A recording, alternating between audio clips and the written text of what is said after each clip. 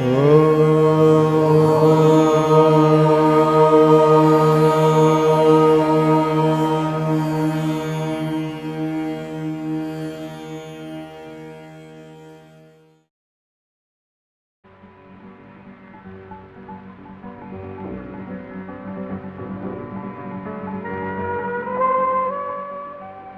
morning I fight the rush hour, just like anyone else who works for a living in this crazy town.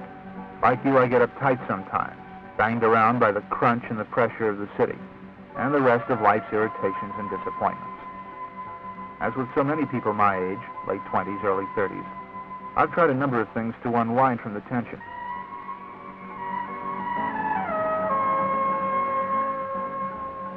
About 6 months ago, I got into something called yoga. Recently, I found a teacher who made sense to me. His name is Swami Satchidananda, and he runs a place called the Integral Yoga Institute.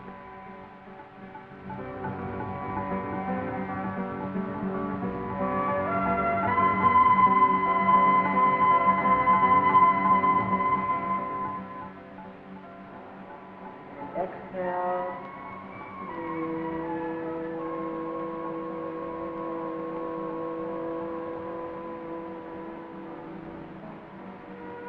Fully relaxed.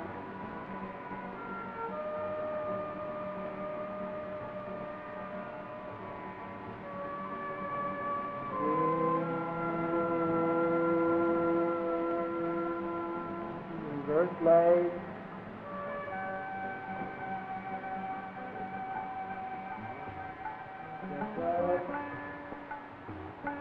Exhale.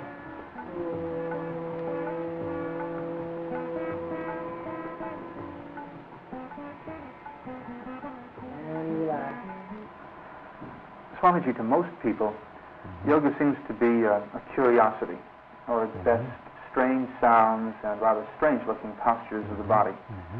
Why should the average working person in New York or anywhere else really care about yoga?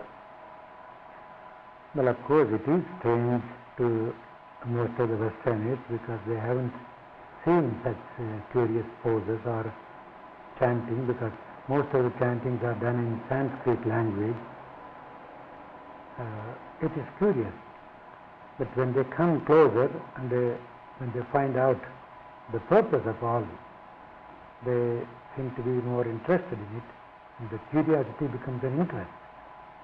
Well, what's in yoga for, say, the average working New Yorker? Well, to simplify the purpose of yoga is to just keep a healthy body and a relaxed, peaceful mind, relieving the tensions of the body and mind, and to keep you always healthy and happy. That is the simplest answer, I should say, because once the body is in good shape and the mind is sound and peaceful, then you become a perfect instrument for a higher force to work through. If something is well-focused camera and a powerful lens and a very sensitive film inside, means it is ready to catch any image. So you become a good instrument, a recipient for the higher forces.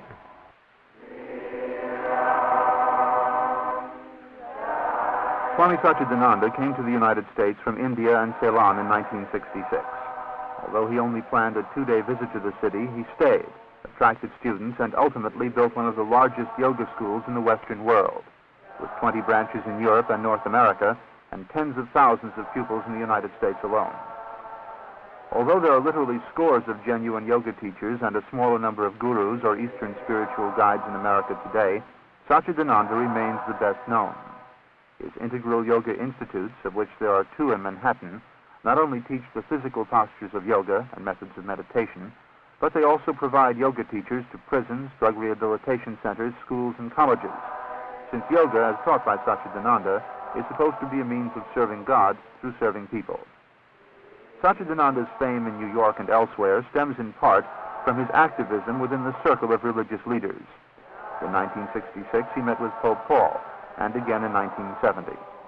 The Swami, along with clergymen of the Jewish, Buddhist, and Catholic faiths, directs an ecumenical organization called the Center for Spiritual Studies in New York. Since his arrival in New York in the mid-60s, Swami Satchidananda has been very popular with the counterculture. And back in 1969, he officiated at the opening of the Woodstock Music Festival. Swami Satchidananda is 58 years old. He has recently returned from a round-the-world tour of spiritual centers. What a joy you take when you say, I am unlimited. At least for the sake of experiencing that joy, say, I am unlimited, I am universal.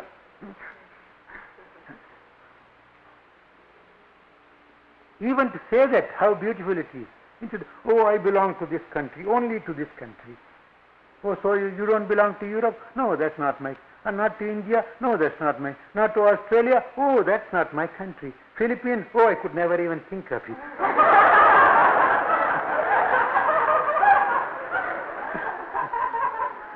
That means you got bottled up in one place. The same way, if you possess one house, this is my house. That one, not mine. This one, no, not at all. The other one, oh, not. How many times you have to say, not mine, because you have said only to one place, mine. See? Because you say, this is mine, you may have to say, this is not mine, that's not mine, that's not mine, 100. Are you a gainer or a loser then? Huh? Even business sake, I say, the minute you possess one thing, you lose many other things. Huh? Instead, say, everything is mine. Or if you are afraid of somebody saying something, no, that can't be yours, then say, okay, nothing is mine. Why? Because I came with nothing, I'm going to go with nothing. Either this way or that way.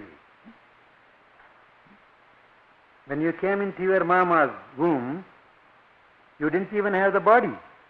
Huh? Is it not so? It's the mama who gave you the body. She ate a lot, all calcium, iodine, iron, this and that. She gave a little of her blood, her calcium. She built a body for you. When you came in, you didn't even have a body. And that's why when you go, you leave the body to the big mother and go away. Mother Earth. The graveyard is the womb of the Mother Earth. You leave the body here because you got it, you leave it. You just go as you came. You came as a part of energy, and you walk out as an energy. That's why even when somebody is dead, you say, oh, where is he? Oh, he was here last year. Where is he? Oh, don't you know? He is dead and gone. He is dead and gone. So we have no right to possess anything. We have every right to use. If we think in these terms, we will never get limited by these things. We become unlimited, universal. That is the kingdom of God. What were you doing before you met Swamiji? Well, I finished school. I was a major in French literature, 4 years of college. But at the end, I was really not happy with myself at all. And in a way, I dropped out after I finished college and came here to New York more or less just to live. I was really unhappy with my experience here, and in trying to pull myself together, trying to make some sense of what I wanted to do in my life, I heard about Swamiji and I began to come to lectures and classes and things like that. What's working with Swami Satchidananda been like for you? It's been and still is, a tremendous growing experience in a time of really constant reevaluation of myself, what the meaning of my life is, what I want to do with it. In a way, Swamiji has really helped me to develop, to know myself better in countless numbers of ways. As I became more and more familiar with the Institute, I took on more and more responsibilities here. And of course, taking responsibility on yourself brings out things that you normally might not bring out. It kind of puts you to the test. And in doing that, in trying to help other people, to serve the people here, slowly learning to improve myself, to feel more free, more open, more relaxed, to be more useful to people in general.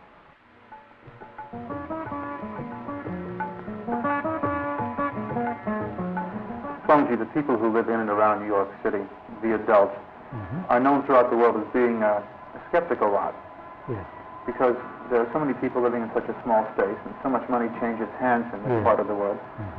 New Yorkers are pretty wary about anything that smacks of a promise of happiness and health. Can you give people who are listening to you now some sort of an idea in words as to why they personally might take another look at yoga, or maybe a first look? Yes. Because in yoga, we don't say that yoga is going to bring you happiness. Instead, we say happiness is in you always. Nothing can give you happiness. If anything gives happiness, you will lose it one day. Because anything that comes will go away. But in yoga, it is you. You are by nature happy and healthy. Or in other words, so when you call yourself disease, what do you mean? You have lost your ease. You are at ease. When that ease gets disturbed, you call yourself disease. So which is your nature? To be at ease. That's why when you are at ease, you don't complain. You don't go to a doctor. Only when you lose that ease, then you want a doctor. The same way, when you are peaceful, you don't complain. When you lose the peace, you complain. So yoga says, retain your ease and peace. See whatever disturbs your ease and peace, find out that and stay away from it. It's the simplest way. There is no peculiar approach in it. It is the plain truth. Anything that will disturb your ease and peace, stay away from it. So it makes sense to people. We don't guarantee that, come on, swallow this pill or do this, you'll get happy, you'll get healthy. We never do that. Even sometimes we see advertisements, smoke this cigarette, you'll be happy. I don't know, if cigarette is going to bring happiness, well, I would like to have tons of cigarettes. And unfortunately, I see people who smoke more cigarettes become unhappy. So we say, not even God can bring you happiness. Happiness is in you. And that is the God in you. So at all costs, retain it. That is a simple message of yoga. Now, by what method can someone who's listening to you and watching you now begin to attain or retain, as you say, what's inside them, this peace and this happiness? The very first thing is to know what disturbs that peace. Analyze it. We begin with the gross body. First find out why, what causes the tension.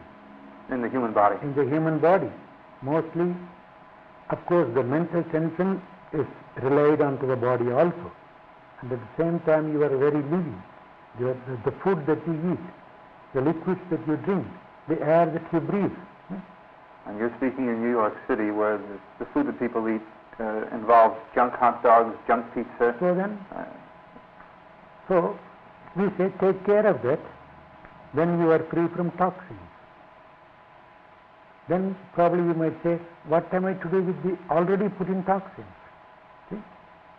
I will say, it's all right prevention, but it's already saturated with toxins, what am I to do? For that we say, come and do some poses, exercises, which we call the poses. They are not actually exercises.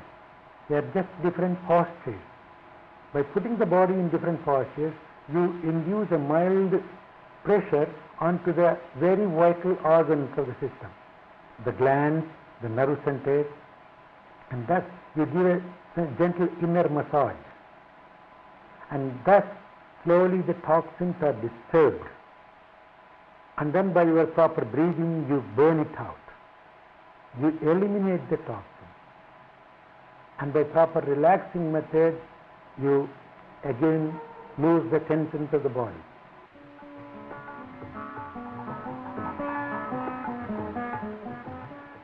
If I were a 35-year-old New York City police officer, why would you tell me that I should study yoga? What is the purpose of a police officer? The purpose of a police officer is to help the people, both the good people and the bad people. Bad people, to prevent them from committing crimes, not just to punish them. The police means to help the criminals also not to do the crime, and the others not to get involved in it and not to be affected by the criminal. So he is a real good neutral person. He should not have any hatred towards the criminal. The policeman must be a saintly person, and he needs lot of presence of mind also. He should not be affected by the outside influences. He should not be prejudiced by the other people easily. See, if he is going to get prejudiced by the people, if somebody looks like another person who committed a crime, immediately he will look this man also as a criminal. He may be an innocent man. So it is a policeman who needs a neutral eye, a clear vision, and a presence of mind under critical situations. He has to make quick decisions. In fact, in Ceylon, I was giving this yoga lessons in the police training force itself. The topmost person, the IGP, the Inspector General of Police himself, is a student of mine. He practices, his wife practices, and his children practice. Because of the benefit that he derived from this, he wanted me to teach this to the entire police force. The statistics say that the majority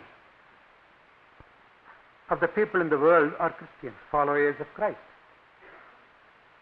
That means all those people, mostly the Western country, Western side is following Christ. And almost all the wars begin in the West.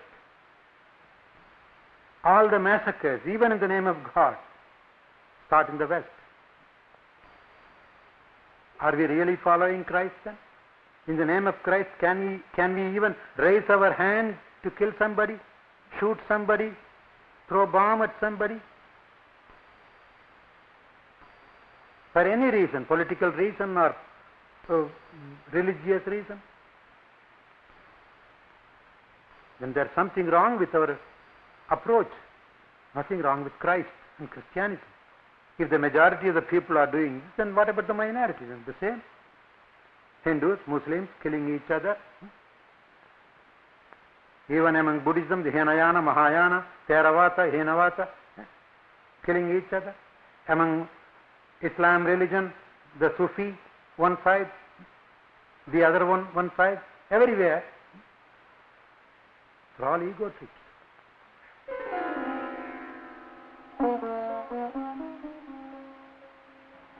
Swamiji, if there's any one problem in the city of New York today that touches virtually every life, it's the growth, incredible growth every day of the heroin crisis. Yes. We've got an increased murder rate over last year that's just horrendous all by itself, and a lot of it apparently is directly attributable to drugs. Yes. Do you have a solution to this for people in the city, an approach? Well, I could say that if those addicts are treated properly, mentally, not only physically. See, many of the people who come here were addicts in some way or other. We not only treat the physical side, but we treat the mind also. Keep the mind occupied in a proper thing. Keep the mind relaxed. And then they won't think of heroin. And another aspect is the addiction is caused by the previous drug that has been taken in. Take for example smoking. Why a man craves to smoke more and more? Because he has the nicotine that is already put in by his previous smoking. Consciously he doesn't want to smoke, but unconsciously he wants it. What is that unconscious want? What creates that want, which you call craving? is the nicotine that is already in him.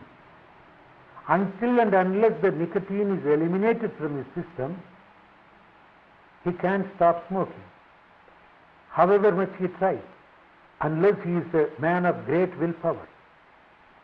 So here we say, one side we educate the mind, other side we try to eliminate the toxin, the nicotine that is already put in. The same way, every drug has some deposit in the system. It is to be eliminated. That is why we give physical postures, breathing, and even to ease the mind, meditations and chanting and talking a lot to them and keeping themselves occupied in something more useful and concrete and keeping them away from the same old company. Self-analysis. Analyze yourself. Koham, who am I? Keep on asking, koham, ko, who, I, who am I?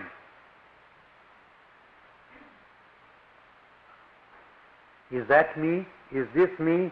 Naham, not me. Because this is mine, not me. Is it not so? My hand is hurting. Not me, my hand. My finger pricked my eyes. My finger pricked my eyes. I didn't prick me. It's my finger, my eyes. And so my mind is disturbed. See? It's all third person. Your object, your hand pricked your eye, and so your mind is disturbed. Why should you worry? Hari Zupan first met Swami Satchidananda back in 1966. Swamiji had recently arrived. Hari Zupan was spending most of his time on the street doing drugs. I was very much involved with drugs and a very sort of hedonistic approach to life, only trying to, sort of misinterpreting the idea of living for the day only, and not sort of leading my life in any particular direction, not having any goal fixed in mind. So consequently, I was doing all kinds of things that were damaging, like taking drugs every day, smoking marijuana every day, taking LSD regularly. I had the idea then that that was going to bring me some type of enlightenment or some type of expansion of my consciousness. In a way, it did open me up a little more than I was, but that was, I guess, just an indication of how closed I was at the time. Because after meeting Swamiji, I began to understand a whole new sphere of reality that existed, a whole new way of relating to people, a different type of capacity to respect and love people that I didn't know existed before. Consequently, I wasn't that I felt I had to stop taking drugs, I just sort of left them behind. I started practicing the yoga postures on a daily basis, started getting my body in shape. As I left the drugs behind, I also left behind eating meat, and that also increased my feeling of health and vitality. My everyday existence, I began to look forward to waking up in the morning, The night couldn't end fast enough so I could get on my feet and start my day's activities. Right in the beginning, I had a tremendous surge of energy, and that brought me to a new energy level, a new feeling of joy in life that I haven't settled down from. Of course, since that time, I've begun to understand that the spiritual path isn't all just joy and bliss. I smoke marijuana and find that it helps me. Should I stop smoking? Why, if it helps you?